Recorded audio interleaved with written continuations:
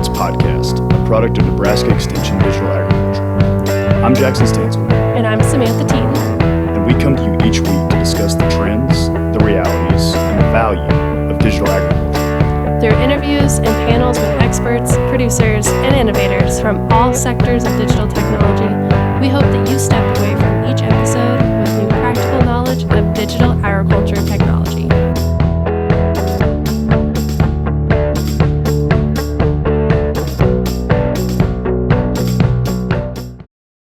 Welcome back to the FarmBits podcast. Before we get started on today's content, we want to let you know about the upcoming Nebraska on-farm research meetings on February 25th and 26th. Join extension educators and producers to explore the results of over 100 farm trials this year. For registration information, please check out the website for the Nebraska On-Farm Research Network that is listed in the podcast description. This episode marks the beginning of our next topic series discussing the topic of connectivity in agriculture. When we say connectivity in agriculture, what we're really talking about is the ability for machines, devices, sensors, and users to be connected to the internet both reliably and sufficiently for effective transfer of information. Connectivity in agriculture is a major issue and one that many in the industry believe is a major impediment to maximizing the potential of digital agriculture and even the adoption of digital agriculture at large. To introduce us to the topic of connectivity and why it is important to digital agriculture, we welcome back Dr. John Fulton to the FarmBits podcast. As you may recall, Dr. Fulton is a professor at The Ohio State University and is involved with the Ag Data Coalition, which is a nonprofit consortium of private and public entities that is aiming to enhance the storage and usage of data in agriculture. This episode is chock full of important information to set the stage for this episode series, so let's get started with the interview.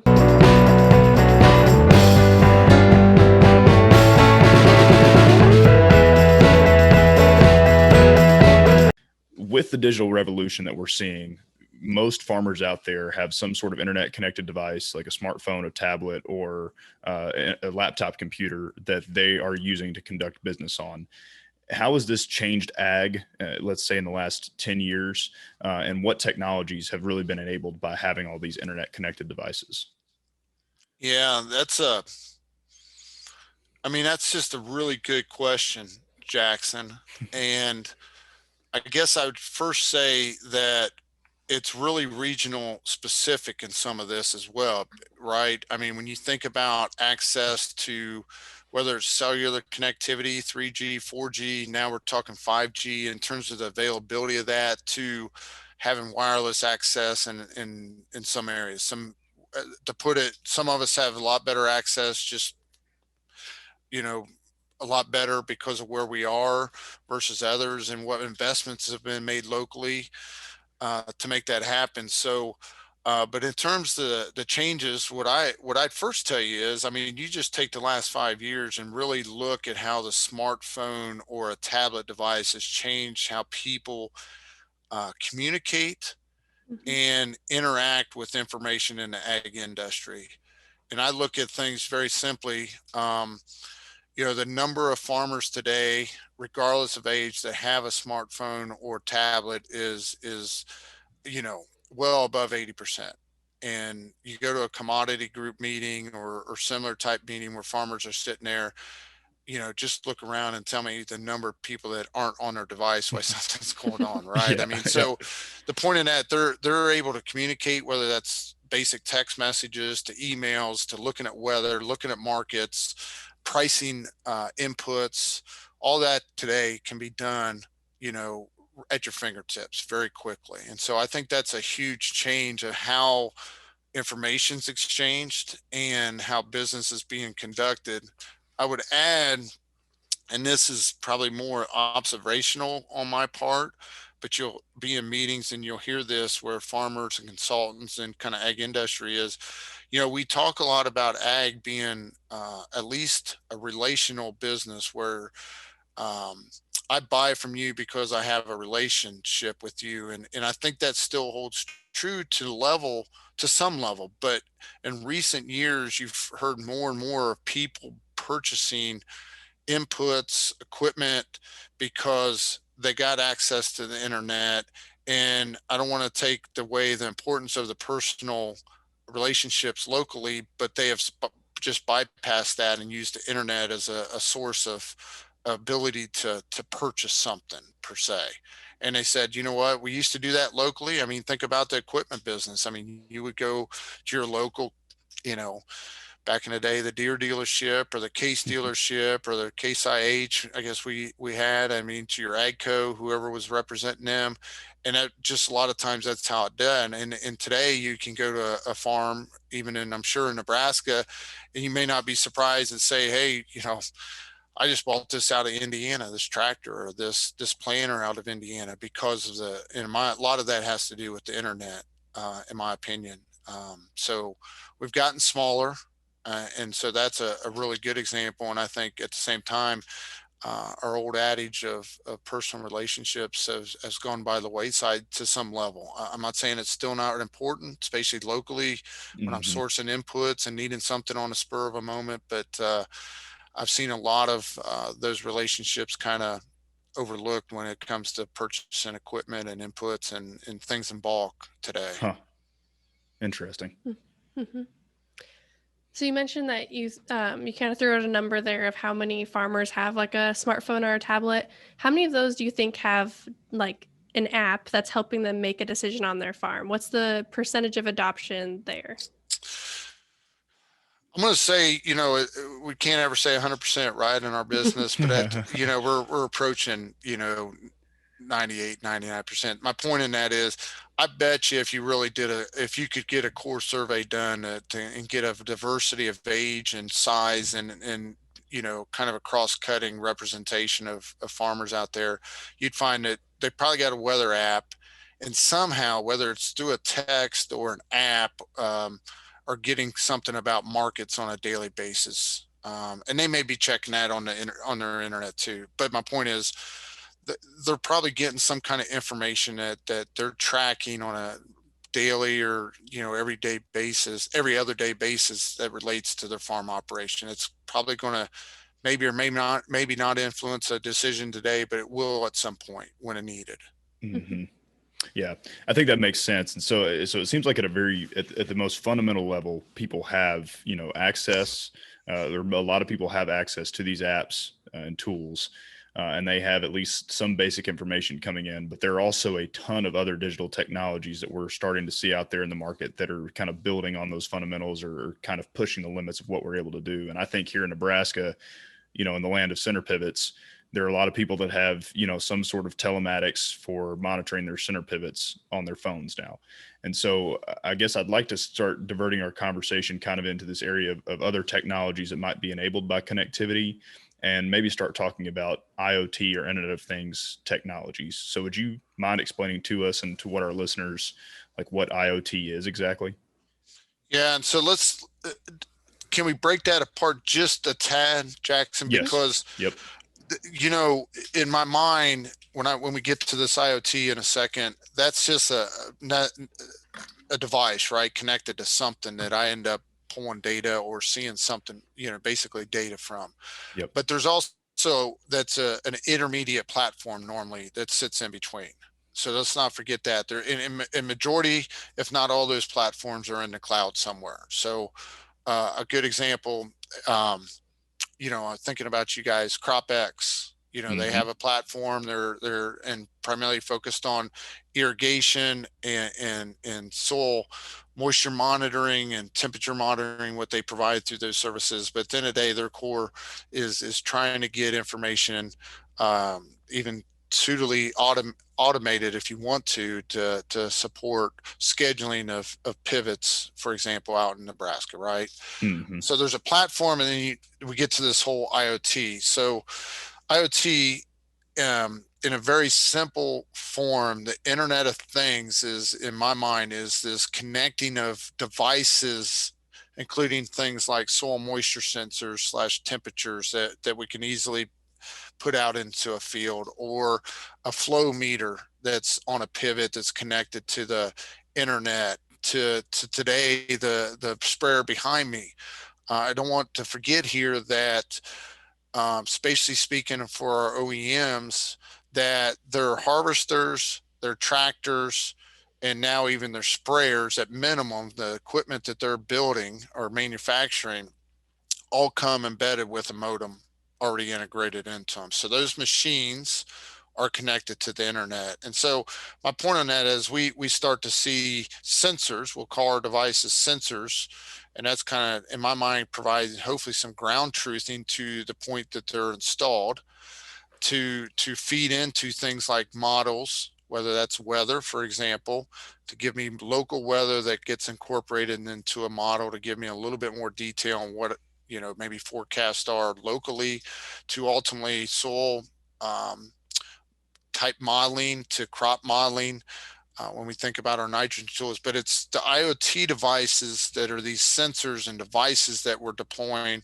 They're connected to the internet, and we can either pull data from them or interact with them in somehow through this connected, the connectivity that's in play. So that's about the simplest way I can explain all that. Mhm. Yeah, so it sounds like there is a lot of value to that. And I'm sure most farmers do have, some IoT on their farm, even if they weren't calling it that. So, but can you talk about the potential of IoT technologies in the next, 10 years? Where are we going with this? Well, let's start at the kind of ground level per se. And I think a lot about in Jackson, I think you are similar in how you think. I think a lot about the machine like behind me. What are we doing on that machine within the field operation, and what are we automating, and what are we communicating, and such. And so, first of all, I mean, to my point that these machines, the people we've already established in our discussion today that the majority of people, especially in North America, we can include Canada in this discussion, Yep. are connected to the internet. All right. And if we're all going to kind of agree, if that's 70%, 80%, or 90+% in your area, but the point is, it's a high significant volume of people connected to the internet. Secondly, the machines are connected to the internet. Okay.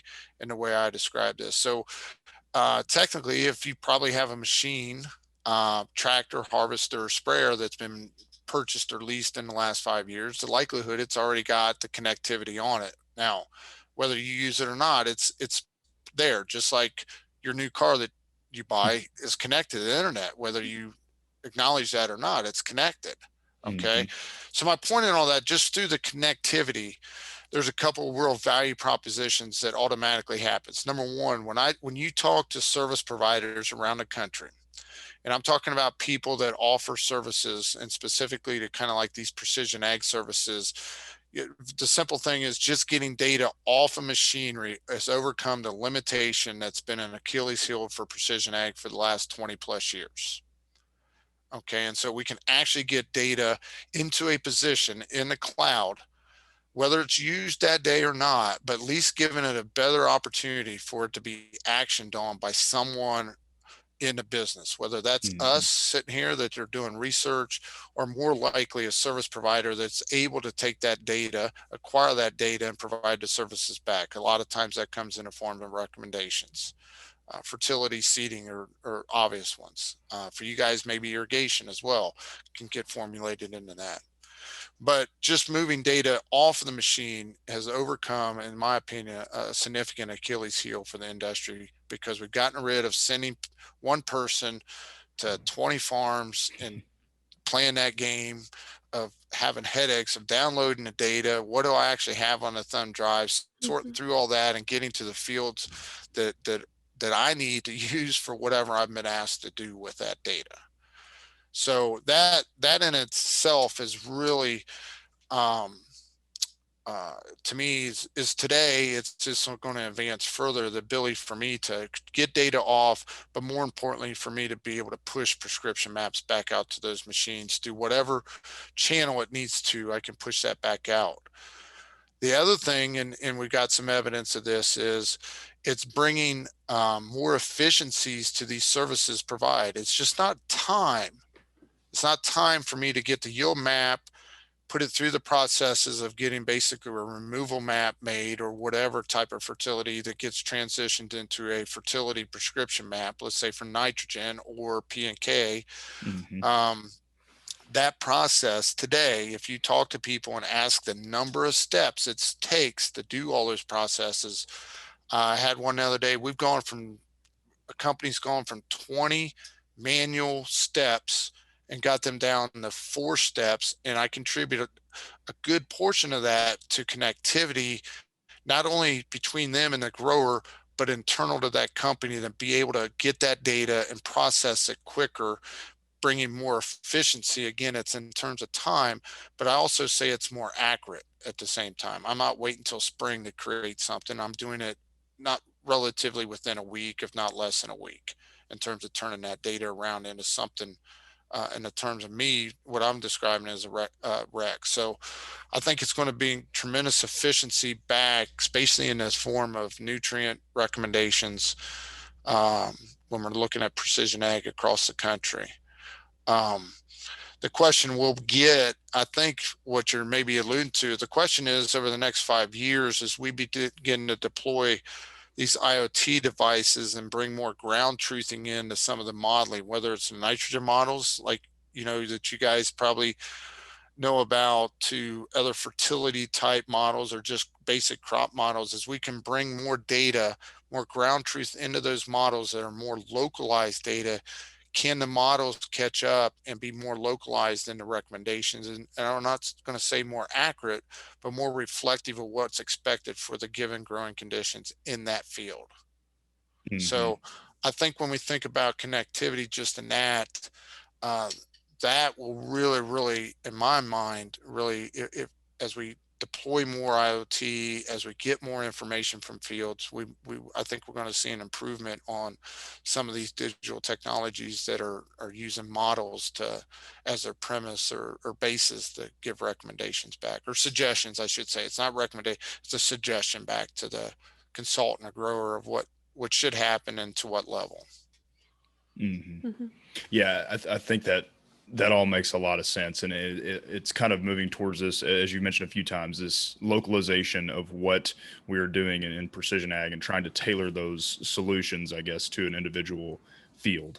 And so I guess staying on that localization theme, how does all of this connectivity, these connected machines, connected devices, connected users, can come together to basically form like a connected ecosystem in this farm of the future concept? What do you think that really looks like to have a connected farm?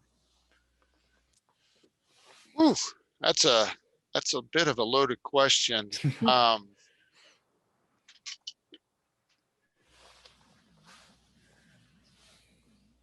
Well, I think the industry as a whole has to probably overcome some concerns around just farmer data, and have a mindset that at the end of the day, it's going to be more valuable for a grower to be able to push that data, we'll say, or allow more access to that data. And that access may be moving it from this platform to this platform, and maybe even back to, and then pushing it to other. My thing is this, we call it a lot of times portability of data, the movement of data within and across platforms. I think is going to truly, really help bring forward the industry, and ultimately will probably bring some more value back to the farm gate, because of the ability of that. We do have so portability is still a limitation. You could bring in the discussion around, well, we need standards to make that happen. We have entities like Ag Gateway that are bringing people together across industries to tackle those discussions around standards and enabling that. But I think just overcoming it, at the end of the day, if I'm collecting data, enabling that to travel where it needs to go on behalf of the farmer is going to be a real leap in terms of how we can learn and use that data and ultimately help that farmer within their operation. I think the other part, and this maybe be more of a research focus, but we know there's limitations in data too. When I think about site specific management and trying to inform site specific management, I think we got to also consider accuracy of the data, the spatial accuracy and stuff. And if you guys, I'm sure you've played around with some of the spatial data layers that come out. I mean, there's just some errors, and therefore, if I don't deal with those errors or understand those errors, then, I may either make the wrong decision or have an error in my analysis at that real localized subfield level. Mm-hmm. And, I think we've got to tackle that as an industry. I don't have answers to that, but I think one of the obvious examples that some of us talk about a lot is back when we started in precision ag, yield monitor data used to be essentially the highest resolution data out there. I mean, it was just so, we were talking about 6-row combines, 8-row corn head combines back in the 90s. And now you look, I don't know about you guys, but we're running 8 and 12-row heads today, if not 35, 40-foot platform headers. And so our resolution and maybe our accuracy of yield monitor data is kind of reduced. But yet, in that same time, we can almost, through the efforts of like precision planting and other technology providers around planters, we can almost estimate where every single seed is placed out in the field if you get down to it. But yet we're going to harvest, on a 12-row for corn, if not a 40-foot with a bean platform for wheat or soybeans, small grains. But yet I know where every single seed, and I know what the downforce was relative to each one, the margin on each row. And so we have all of a sudden a real high resolution data, but yet on a real key data layer, yield data, we've gone down in resolution and in some cases even accuracy. And so what are we going to do about that? I mean, how are we going to turn ourselves and say that we have to deal with the resolution of yield data, because now farmers can and are collecting high resolution. You add the smart firmer into that. They're collecting organic matter in the furrow that's related to moisture and organic matter. We could, we could talk about that. But the point is they can do it today. Okay. Right. And yet we're going to take a half, if it's a 40-foot planter, a half of that planter is going to be swiped up with the harvester, and we lose the ability to make any inferences or correlations per se once we get back to those post-harvest analysis perspectives. So I think those are some things we still have to wrangle with as an industry. Sure. Mm-hmm. Yeah, it sounds like we can collect a lot of data from a lot of places. Do you have any numbers on how much data we are generating and, kind of what the problems are potentially with that? Yeah. Jackson, you remember Trey's project he did in 2017? Did he share that with you? He did. He did. Samantha, did you see any of that he did? I think I saw a little bit of it in one of your a presentation. Yeah. We were, it's kind of like sitting here and you're kind of fiddling around and saying, well, we don't know. We didn't know. I mean, we talk about this data each and every day, and we're like, well, what can we collect? And so very simply, I'll give a lot of kudos to Trey Colley, who was a grad student here and is now back in Alabama and working for a company and doing precision ag services out.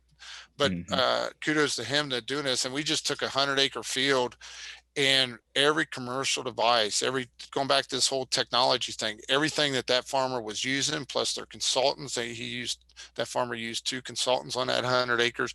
We collected every little piece of data and just said, what did we get? And out of that, we for one season, we were over 6 petabytes of data. Wow. And again, this isn't, us building a sensor in the lab and adding that into the mix. This is off the shelf digital tools that OEMs and companies and, startups provided that this farmer was using, includes imagery. services that they were doing provided within some of those platforms, and some of them they were buying it for other reasons. But they had 6 petabytes of data on. We ended up Wow. and you, the first question is, what the heck's a petabyte? Right. I mean, Right. Yeah. that's a 1,000 terabytes for those of you out there. If you think about your computer today, that's Yeah. 1,000 times 6 now we're talking about. So, but to your point, Samantha, so at the end of the season, we sat down. We said, man, we have all this data. And we asked some of those basic questions. We sat the farm manager down. We sat the consultants down. We sat us down because we were right there working with them, and Trey and I. And we asked, number one, what percentage of that data was readily accessible to the farmer or consultant? Meaning you could see it in an app relatively within a day or so. Take imagery as an example. It was there. They could view it. They could use it in some manner, whether that was subjective or they were going to put it through some kind of analysis, whatever. Out of that 6 total petabytes, only just over 25% was readily available to farmers. So therein lies, going back to the discussion, some of the problems. That 75% roughly of that data wasn't even in a form that was usable. In most cases, that data was going to have to be exported wherever that company was putting that data, and then imported into some kind of specialized software package for it to be used or viewed or used. Okay. And so therein lied some issues, connectivity issues, right?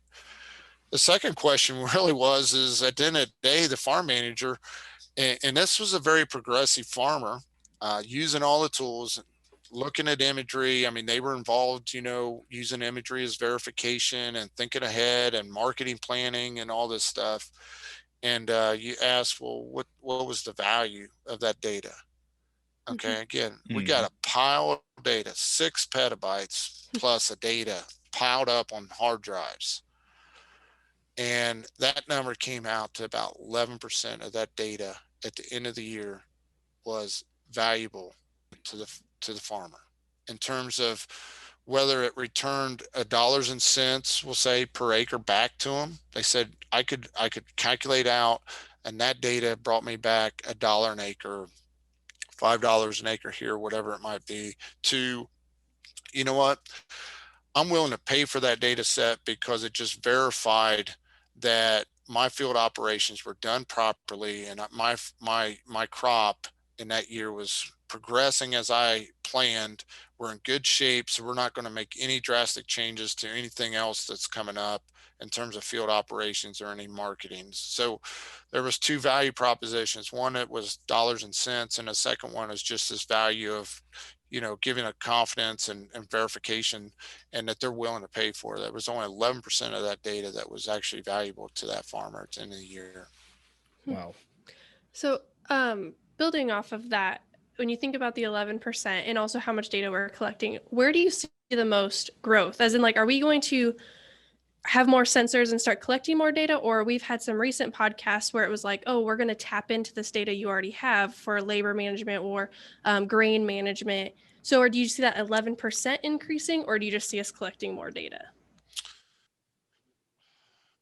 Well, I do think we're starting to see tools out there that have been built to tap into the data that's been being collected and trying to bring maybe a different perspective on the analysis, or just bringing core analysis back to the farmer or consultant. So that's definitely there.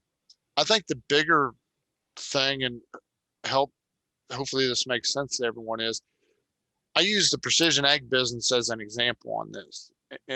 And so, back in the day, I used to have, a software package. We all call them FMIS packages. It's just a way to look at bringing in data from whatever technology and being able to view my layers, and very simply put, bringing some very simple analysis to that and create prescriptions, those FMISs.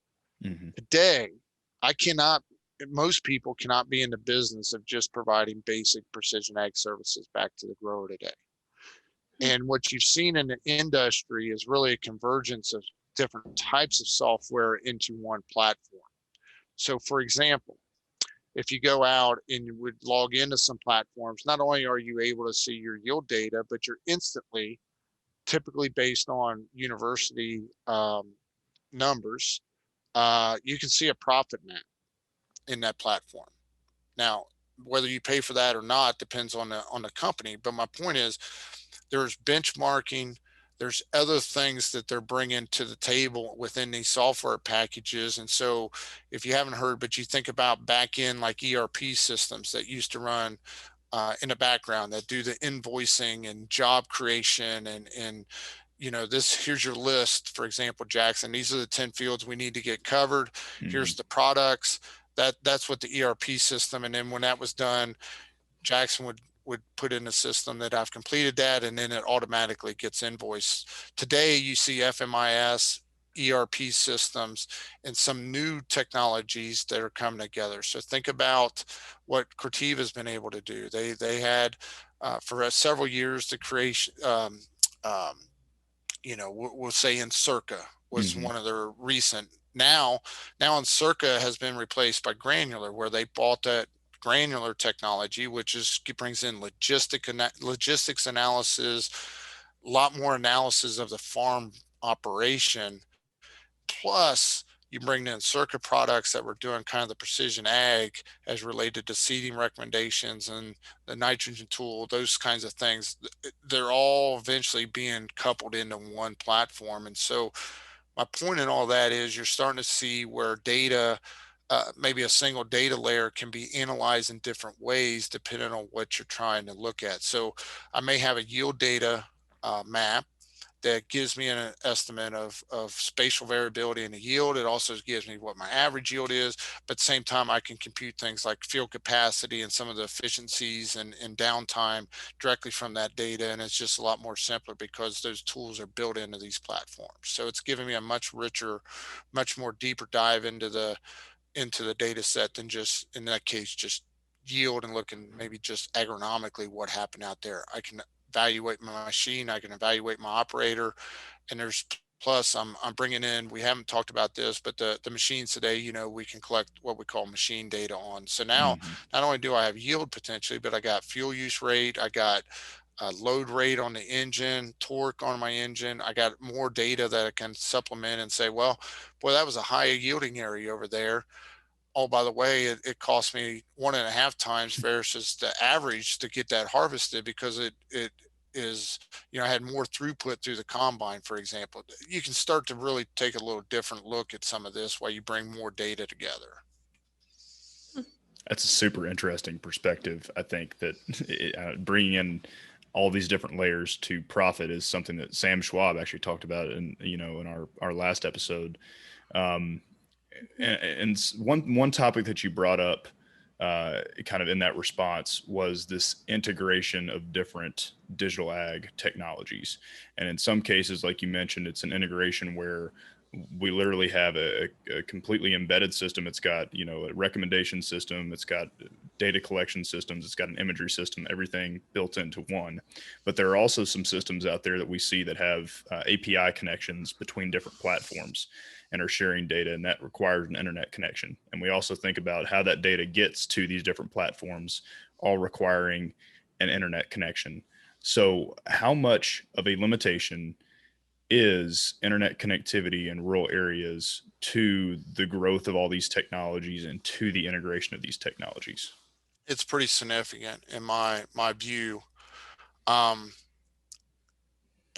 to make that point, the FCC for the last 2 years have had committees working through that very thing. What is it going to mean? And basically, in my mind, to some level, trying to build a business case, we'll say, whether that's government and agency to address and put something in play here, we'll say in the US.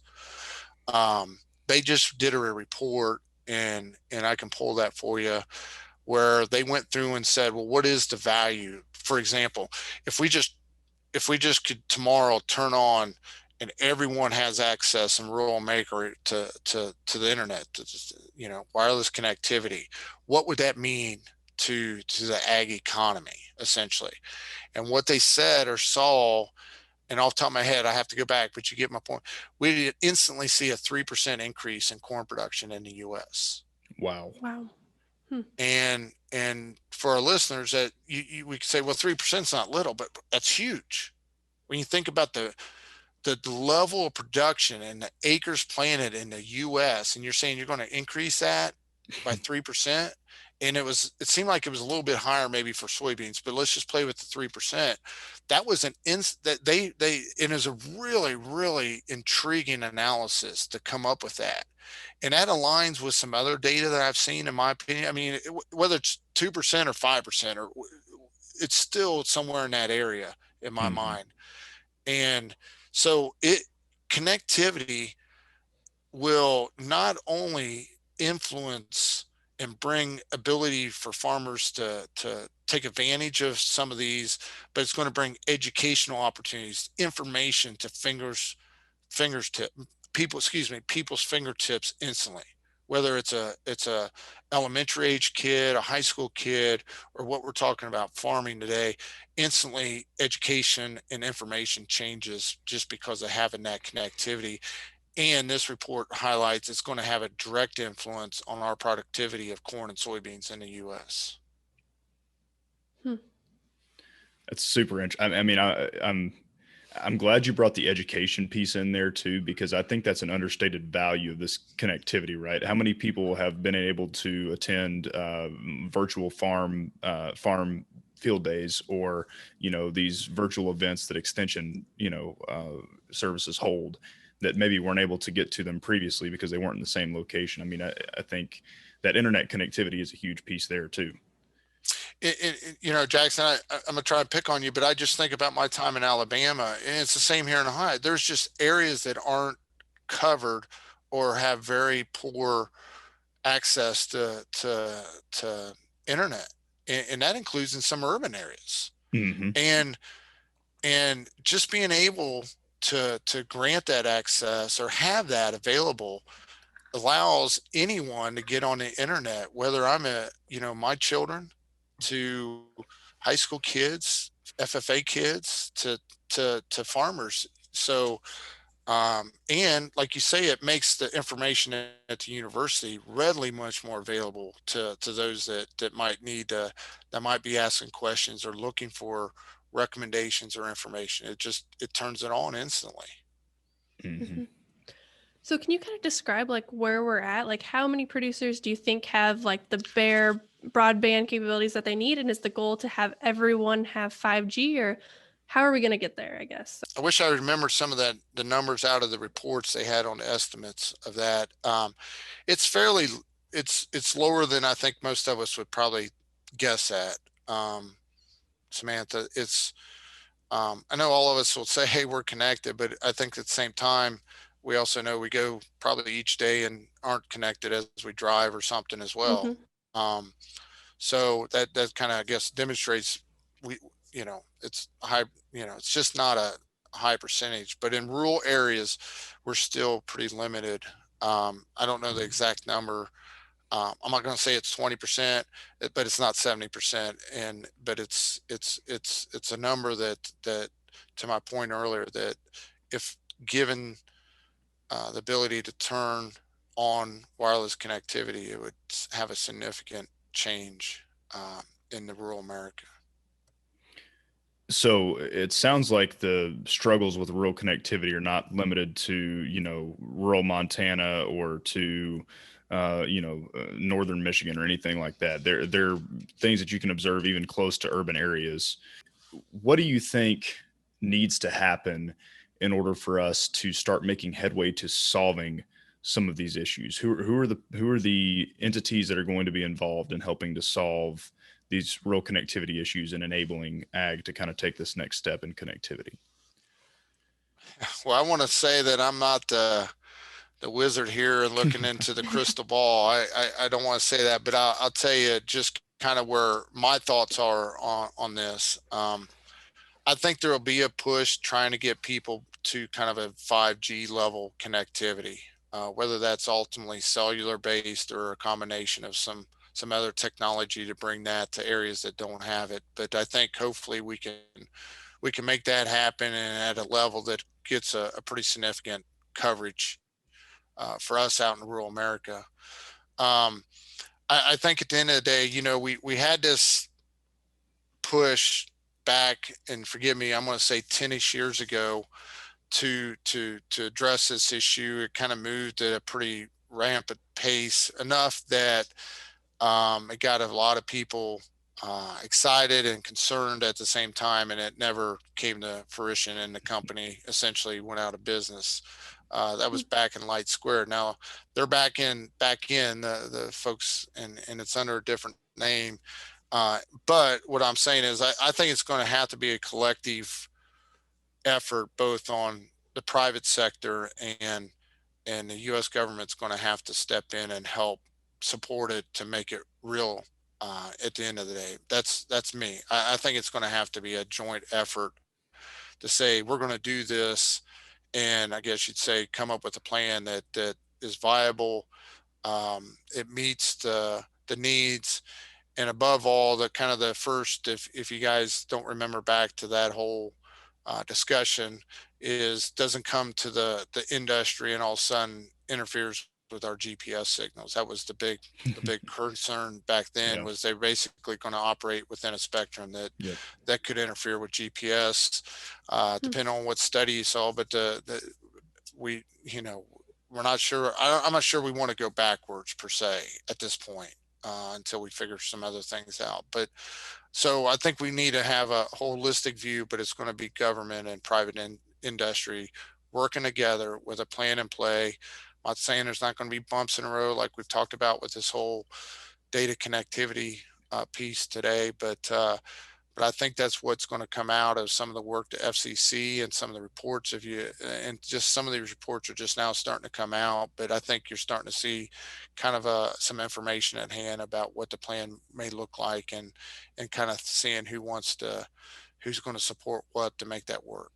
If all these things fell together, if the private industry and the public sector, if they all work together, what is the best case scenario of where we'll be at with rural connectivity in the next 5 years? I mean, could this happen overnight, or is it going to be a long process? It's going to be a process. I think we can all settle that now. Is that 5 or is that 10 years? If that's 20 years, I mean, as you guys know, we're pretty well advancing here on the technology front, and that goes for wireless and IoT type stuff that we've talked about before.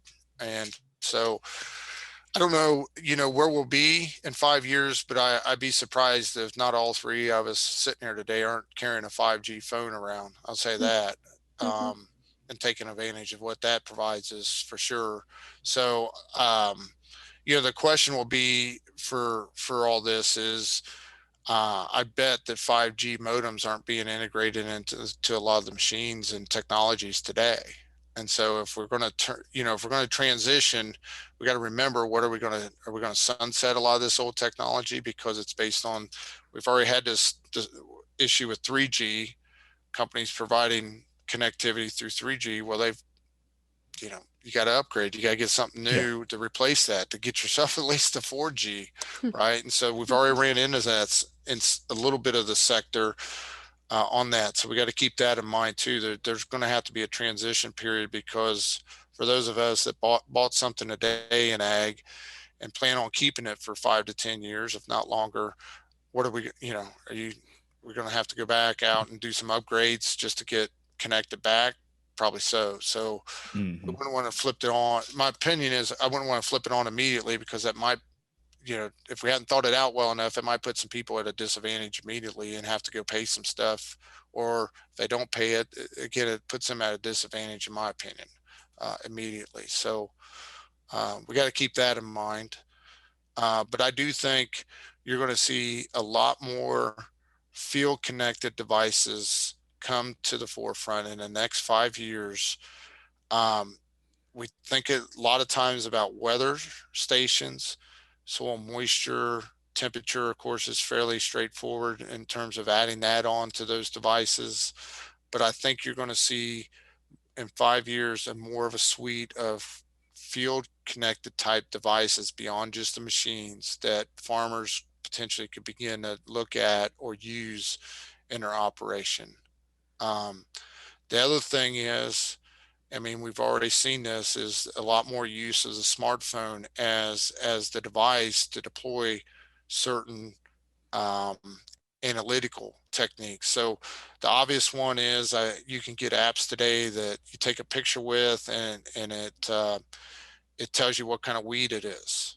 Okay, so that's kind of here today to some degree, but in 5 years, think about the perfection of those learning artificial intelligence techniques, and seeing that more companies are going to have that. And so we're going to be able to scout in more detail in 5 years, and it's going to be, in my view, a lot with drones and smart devices being able to deploy and collect a lot more data, probably more accurate and more quicker than what we're doing today, kind of as a human, as the intermediary of saying what it is and making recommendations. I see consultants needing to begin to think about, and possibly farmers, especially if you're of size, of how to, as an, I got to have that expert still in my company per se, or in my team, but they're going to be looking more at data resources to inform them, to bring recommendations, than them being as much boots on the ground and going out and doing it. I think there's going to be a lot more information that comes to consultants through apps, through drones, even remote sense imagery type devices, that are going to inform those. And I think in 5 years, it's going to be really interesting to see how consultants are operating. I'm not saying that it's going to replace consult. What I'm saying is that expert's going to have to, they're going to be getting informed with a lot more data than they are today.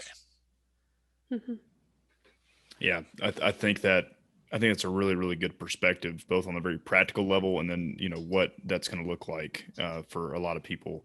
And I think you already kind of gave some advice for people as far as what they should be ready for as we kind of move into this more connected future. But do you have any other like pieces of advice that you would offer to anybody out there in the ag industry, whether a researcher, or a consultant, or a grower, to kind of prepare for increases in connectivity on their farm, and maybe steps that they can take today to make that transition to a more connected future easier? Yeah, one thing I'd throw out, Jackson, and because we're into this, digital age, is we call it a digital strategy. I think growers just need to, whether it's an hour of sitting down, it could be a grower with a consultant, just sitting down and kind of doing an audit of what technology am I using, and what data is that technology collecting per se, and what do I have access to. Just to kind of doing that internal audit on that, and saying, and then the next step of that is, I am collecting data. What data do I find valuable, or is there some data that I haven't been able to use? Is there opportunity to get connected with a consultant or a service provider, or maybe some software that maybe would help me with that data if I want to kind of jump in and allow them to do analysis with that data.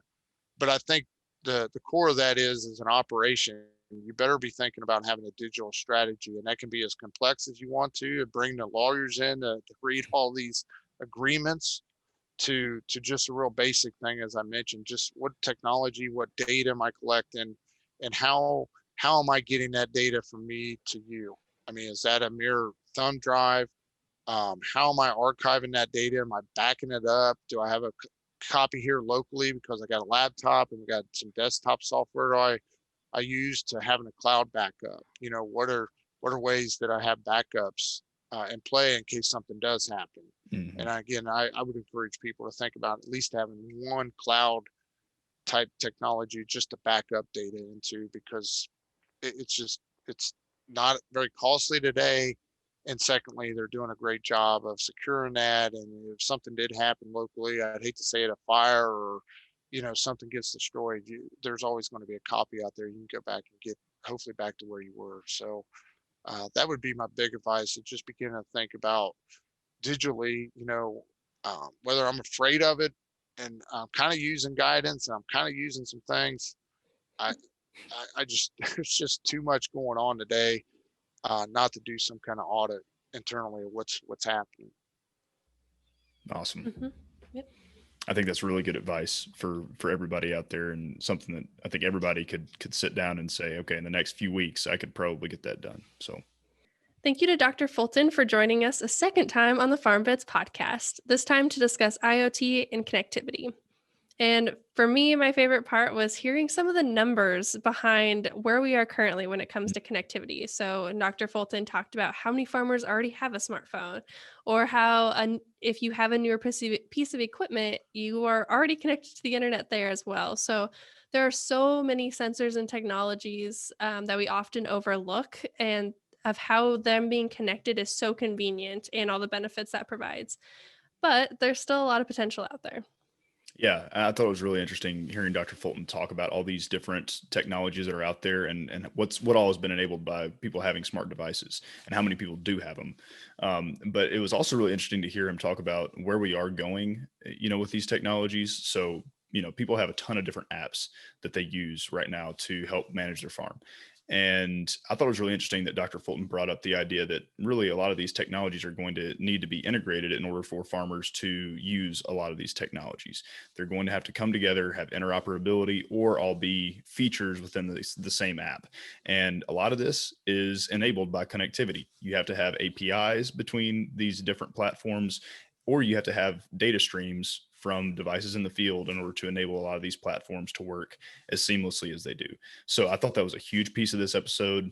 And then just lastly, there's an amazing statistic Dr. Fulton offered up that if we were to connect every farm out there in North America, that we would increase corn production in North America by 3% essentially instantly, which is just kind of mind-boggling if you really process that statistic. So yes, especially at the whole scale of the United States, if we can get everyone connected, it is crazy to think about. Yep. So we hope you enjoyed learning about your internet connectivity, and we hope that you join us next week as we dive into this topic a little bit more with the United Soybean Board and their role in bringing rural connectivity to producers through the public sector.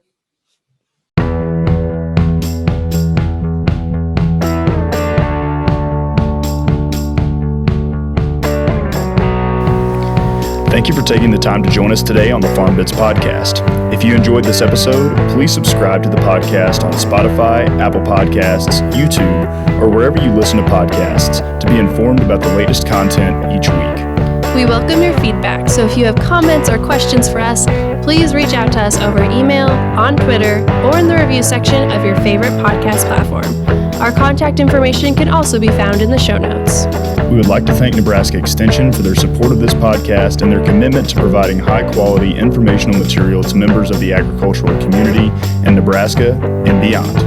The opinions expressed by the hosts and guests on this podcast are solely their own and do not reflect the views of Nebraska Extension or the University of Nebraska-Lincoln. We look forward to you joining us next week for another episode of FarmBits.